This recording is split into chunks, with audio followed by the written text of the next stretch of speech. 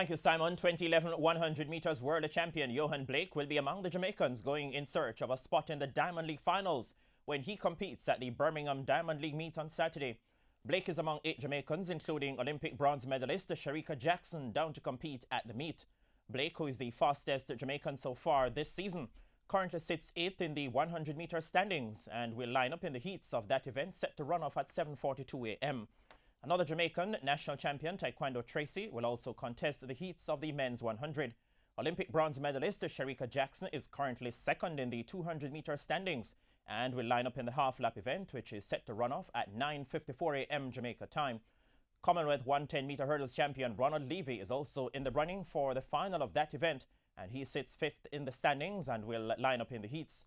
Genevieve Russell will look to continue her outstanding season as she contests the 400-meter hurdles and renews rivalry with the American Shamir Little at 8:03 a.m. Elsewhere, Yannick Thompson goes in the women's sprint hurdles, a non-Diamond League event, while in the field, Commonwealth Games champion Daniel Thomas Dodd will contest the women's shot put, and Nakak silver medalist Tajay Gale will go in the men's long jump.